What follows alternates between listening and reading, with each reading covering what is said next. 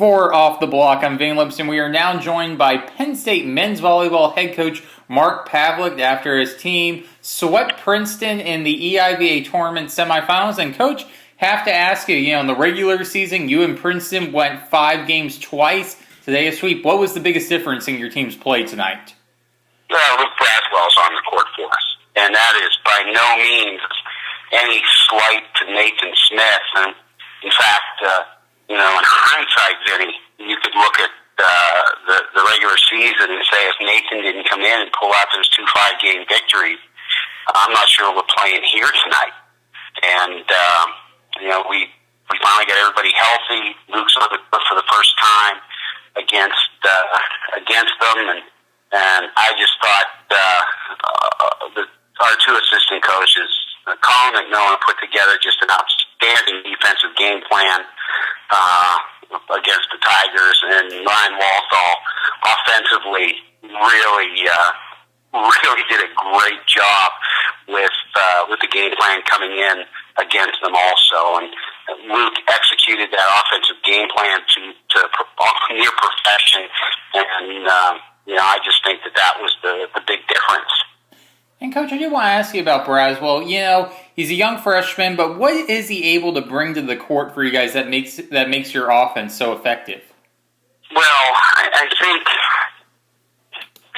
even before that, that's probably the setting position is one position. If you get a kid that knows how to win, that comes from a winning program, that it's been demanded of him as a setter through his high school career at Northeastern High School. Matt Wilson, former Ohio State Buckeye, is a high school coach down at Northeastern in York County, Pennsylvania.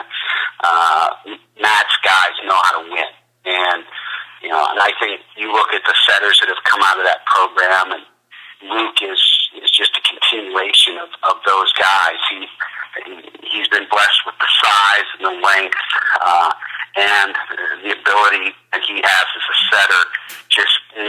It's this. I don't know if it's a perfect storm, but it's one that has brought those skills together. And he's still a freshman. He will make decisions at times that have us scratching our head. But the things that he can do right now bode well for his future. Yeah, well, Coach, one decision he was making tonight that seemed to work well was setting the ball to Chris Nugent. Nugent tonight, 15 kills, more than a 500 attack percentage.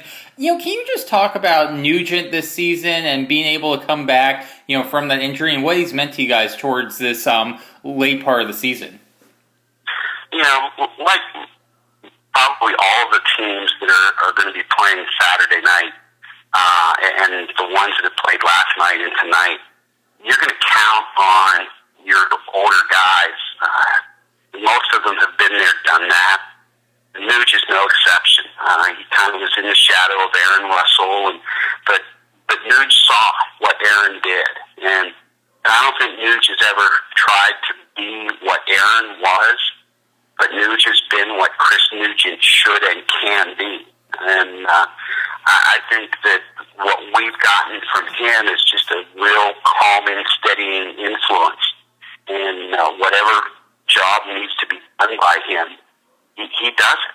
And, is that something that's going to help carry us on? Yeah. And I think that you give him the ball. He's really smart with his swings. He trusts his arm. And, he's found ways to make it work. Yeah. And, Coach, I do want to also ask, going up against Princeton, have some young pieces as well. just from what you've seen, do you think that this is going to be a team that's going to continue to challenge you guys in the next couple of years? Oh, absolutely, Vin. That is, I'm so glad other people are starting to take a good hard look at the teams in the EIVA. It's you and I had a discussion, I think, at Loyola during that national championship event about where the EIVA was growing and how it was getting there. And I guess as a Penn State head coach, I'm saying, oh, geez, why couldn't it have been a lot easier for me if this didn't happen? But as a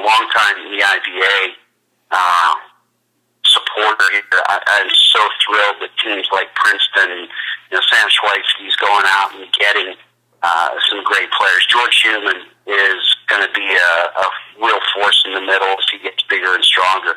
Junior Oboe is a handful.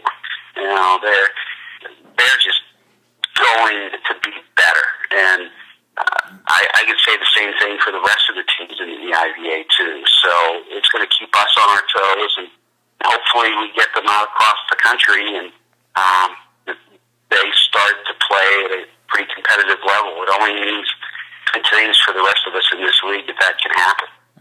And Coach, this time of the season, obviously every single player is motivated. But I want to ask you, as after last season, obviously not winning the EIVA tournament, did you sense that there was an extra intensity among your players this week in preparation for the tournament compared to previous years? It was the best week of preparation that we've had maybe this year. And if last year plays a part in that, terrific. I don't spend a whole lot of time thinking about last year or mentioning it because it's a different team. We have other issues that we've got to make sure we understand that we've got to take care of. But it was as good 3 days of practice as we've had in a long, long time. All right, Coach, and final question before we let you go. Just looking at Saturday, you got a match against St. Francis. What's your initial thoughts on that championship match? I think it's going to be another good one. St. Francis is pretty physical. Stephen Breslow, as you alluded to earlier in the conversation, you're going to have the brothers across the net from each other, and you've got Jeff Hogan there has had a terrific year at their opposite. Michael Fisher transferred in, and he's doing some pretty good things. You can't fall asleep on these guys. Gabe Wolfenden might be an underrated libero. I think it's going to be a pretty physical match. I think we've got to handle probably Braswell serving and Fisher serving as we handled the serving tonight. And, I think it could be a real exciting match. Mike Rumbaugh has done some good things with that team. Him and his assistant coach, Scott Gleason, have, I think, found a pretty good combination. And Dan Ford sets the ball pretty well. It gives us hitters some very good swings in transition, and it might come down to